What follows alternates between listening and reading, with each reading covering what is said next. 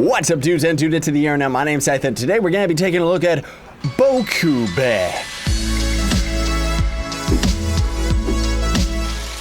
Actually, I think it's supposed to be Bokube, but if it's read as Japanese, it's actually Bokube. So this is a very, very cool, like even right now, we kind of get to control our character here on the title screen. We're a bunny that's a cube, and it's a puzzle game that has a lot of varying mechanics that end up making it a lot of fun. Like I'm actually really looking forward to this one as it gets a little bit more developed. So these guys are just kind of giving you the basic instructions and stuff like that to get through the game. I will have links in the description for all this so you could actually play this demo yourself, and I would appreciate if you would hit that like button for me, folks. Helps me out more than you know. And our mouse and the target that you kind of see moving around the screen, that will come into play a little bit later in the game. Okay, I had to cut that loading screen out because it kind of scared me and got stuck for a little bit. Most of these characters are just explaining the basic controls and stuff like that. And also, the thing that's really cool is the perspective. So you can kind of shift the perspective around like this. And I don't know, there's just something about it that makes, like, it just seems really cool to me. You know, it really reminds me of the game Fez, which was one of my favorite puzzle games of all time. And then we end up running into situations like this, where we kind of have to shift things over and use the environment to kind of progress further. So now we actually get introduced to our first enemy, which we can't shoot him, we can't use our shields on him. Those come into play mostly with turrets and stuff like that. So there is also a jumping mechanic, which you can't move. You can't move and jump at the same time. You can only just jump to dodge. And then if you end up pushing the puzzle cube into those enemies, it does just extinguish them. And of course, self-explanatory, I didn't really mention it, but we're trying to push this little pink cube onto this spot. Now, here's where the game introduces the shooting mechanic, where you can end up shooting the targets, right?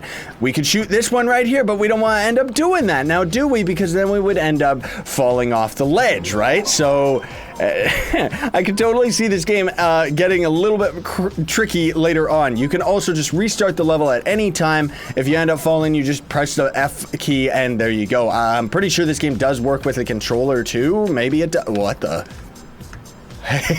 Okay, I don't know why my controller ended up creating that abomination, but anyways, middle mouse click is gonna end up bringing up middle mouse click is gonna end up bringing up a flashlight. Oh,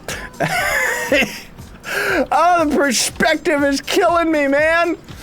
Oh, that's the thing about these games. Like, I love these games. I'm bad at them, you know? There's just something about, like, I'm like Sonic, you know? Gotta go fast. And because of that, I'll usually end up getting my butt kicked. So here's where the right-clicking shield comes into play.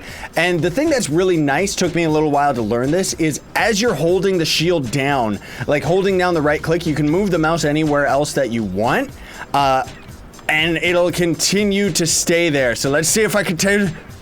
Okay. The game also does mention how later on, not just yet, but later levels, the shield will actually be able to break. I'm guessing based on just like big cannons or something like that. Oh boy. Oh boy. There we go. Go, little rabbits, go. You can see the little dirt particles around these enemies too. That's kind of signifying like where exactly they are hurting. Oh boy. Gotta be careful of all these spikes too, and it's one of those games where you could really end up screwing yourself into a corner because, yeah, if we didn't end up, whoops. I don't want to go off the edge. Okay, there we go. Because if we ended up pushing this other cube down here, we probably, like, there's opportunities where you can end up potentially getting stuck. Like if we ended up pushing the cube too close to the wall. No! Ah, man! I'm just gonna cut this then. Won't really matter if you end up pushing it up to the wall if you can't even, you know, avoid falling off a cliff. Oh boy, this is where things get tricky. Okay, yeah, so this is pretty much the furthest level that I played up to in the demo here. Probably the last one that we're gonna end up doing for today, just because I wanted to show you all this game. You know, not necessarily play it for like 5 hours on end or anything.